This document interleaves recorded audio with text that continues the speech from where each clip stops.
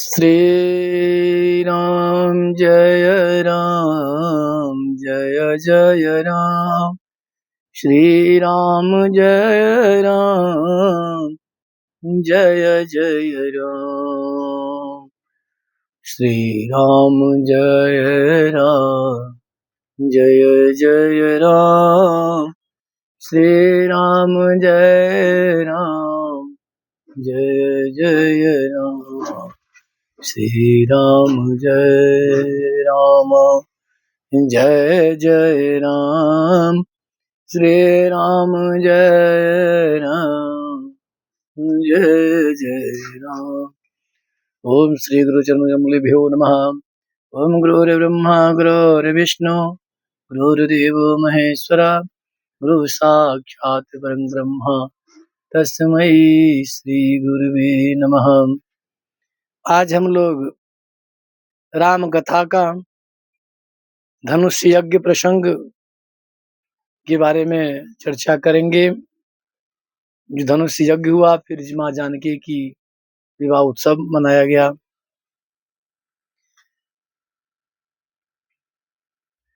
सब मंचन ते मंच एक सुंदर विशद विशाल।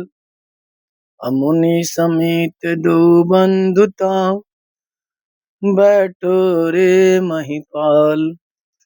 श्री विश्वामित्र जी के साथ बैठे हैं दोनों भाई। कौन? राम और लक्ष्मण। देखने वाले अनेक अलग अलग ढंग से सबने देखा। योद्धाएं थे, उन्हें योद्धा की तरह दिखे, और भाग्यों में जोगिन परम तत्वमय भाषा। सात सुबह सात शुद्ध सब सहज प्रकाशा। विदूषण प्रभु विहरमय दिशा। सन्मुख जहुमुख कह पग लोचन सीसा। सहित विदेह विलोकहि रानी। शिशुजम समप्रीत न जाति बखानी। डरे कुटिल नृप प्रभु निहारे। मानव भयानक सुरती मूर्ति तुम्हारी। श्री राम जी सभी को अलग रूप में दर्शन दिया, लेकिन जानकी जी की नासियों में साक्षात श्रृंगार रस के रूप में दिखे। और श्री सीता जी को कैसे दिखे? बाबा तुलसी ने कहा, इनके दर्शन के कोई उपमा नहीं, क्योंकि श्री राम सीता जी स्वयं नहीं बता सकती है। राम ही चित भाप जेहि सीपा। सोसन इंद्र सुख नहीं काम। डर अनुभवती न कही सक साऊ। कवन प्रकार कहे कभी को। इस प्रकार से श्री गोस्वामी जी भगवान के अखिल ब्रह्मांड होने पर परिचय दिया। इसके पश्चात श्री जनक जी ने घोषणा प्रारंभ कराए। तब बंदी जन जानक जनक बुलाए। अविरदावली कहत चली आए। बंदीगण विदेह राज की प्रतिज्ञा सुनने तो जा रहे थे साथ में, लेकिन मन ही मन सोच रहे कि सीताराम जी का विवाह हो जाए तो कितना सुंदर होगा। यही लालसा मगन सब लोगो। वरसावरो जानकी जोगु। बंदीजन सोचते हैं कि हमको तो कहा गया है कि धनुष से भंग की सूचना सबको सुनाई जाए, तो ये बड़ी चतुराई से बोलते हैं, सुनो सुनो सभी राजाओं महाराज। सुनो सुनो राजाओं महाराजाओं, विदेह की प्रतिज्ञा सुनाता हूं। सामने जो शिव धनुष रखा है, खबरदार इस धनुष के सामने कोई मत जाना। अब जनक जी चौंक गए। मैंने कब कहा था? बंदी लोगों ने कहा, महाराज क्षमा करना, हम आपकी बात कह रहे हैं, थोड़ी शैली दूसरी है। ये सुनकर राजाओं में भी उत्तेजना हुए।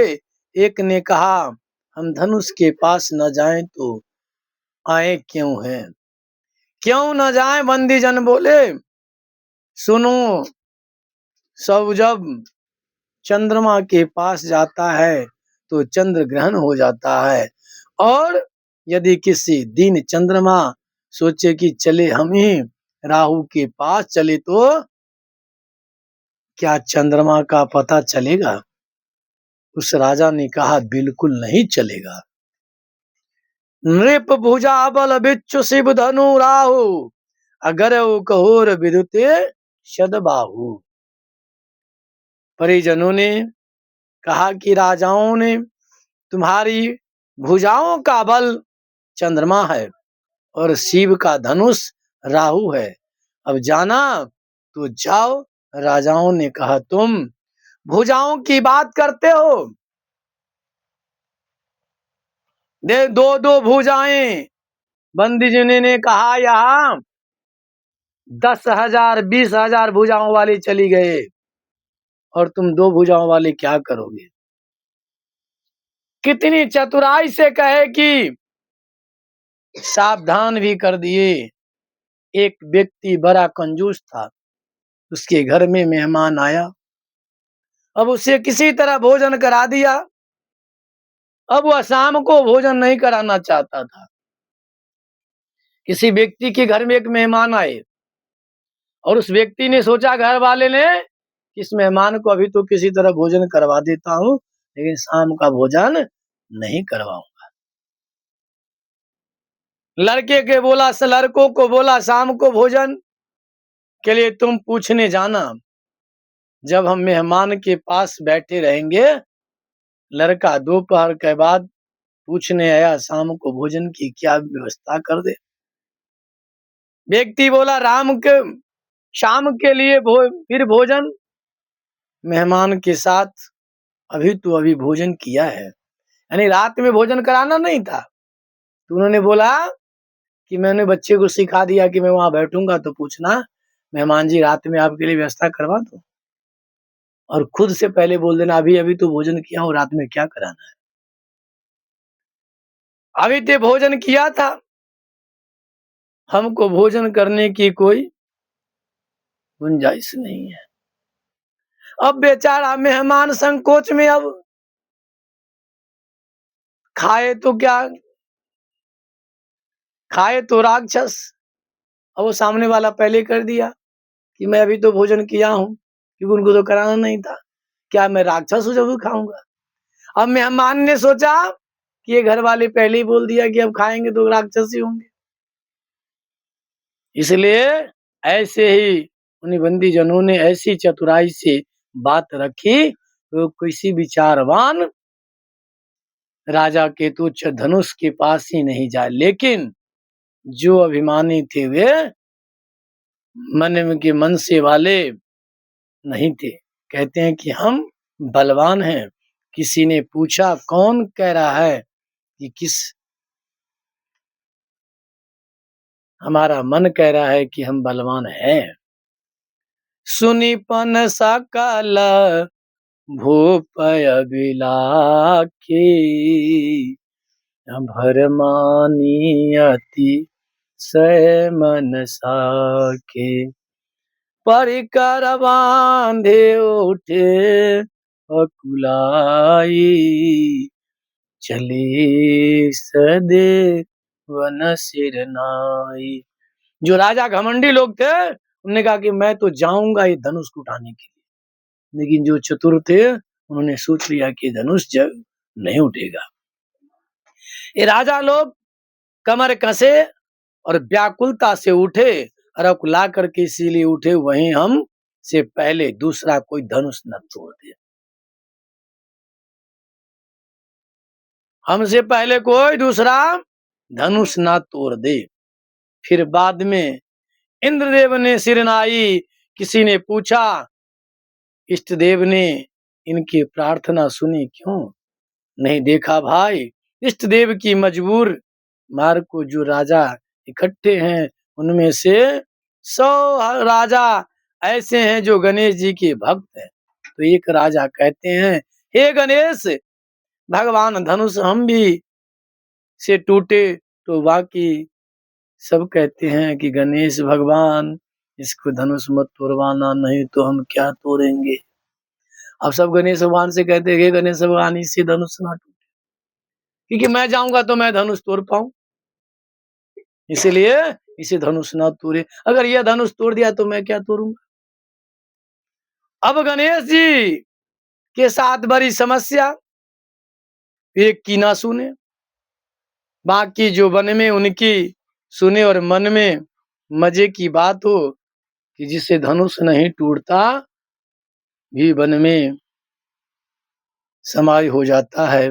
वो कहता है कि गणेश भगवान हमसे धनुष नहीं तोड़वाए तो कोई बात नहीं, परंतु इससे भी मत तोड़वाना, नहीं तो हमारी बड़ी हंसी होगी।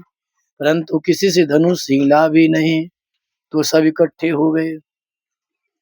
भूपस हस दस कहीं बारा, लगे उठावन डर डारा। अब आप जरा विचार करना कि ये 10,000 राजा इकट्ठे हुए, एक हुए। देखो भाई, इकट्ठा होना अलग बात है, एक होना अलग बात है। मामला 10,000 राजा मिलकर धनुष तोड़ते हैं तो विवाह किसके साथ होगा। अब सभी आदमी एक साथ बैठ करके अगर धनुष को तोड़ेंगे तो विवाह पे किस होना है। तो उन्होंने कहा कि इससे कोई मतलब नहीं बनता है, पहले इसे निश्चय कर लिया कि बाद में तो लड़ना ही होगा, इसलिए संगठन से समाज का कल्याण होगा। ये राजा केवल इकट्ठे से एक ही नहीं, और मैं निवेदन करता कि चांद भगवान की कथा में हम लोग इकट्ठे होकर के आए हैं और सब यहाँ निकलते हैं, एक होकर के जाएं। यही ये कथा की सार्थकता है। इसलिए 10,000 ऐसे धनुष नहीं, 10,000 राजा से भी धनुष नहीं हिला। तब महाराजा जनक ने विचार किया कि जब समाज से युवा शक्ति जागेगी तब समाज का बल कल्याण होगा।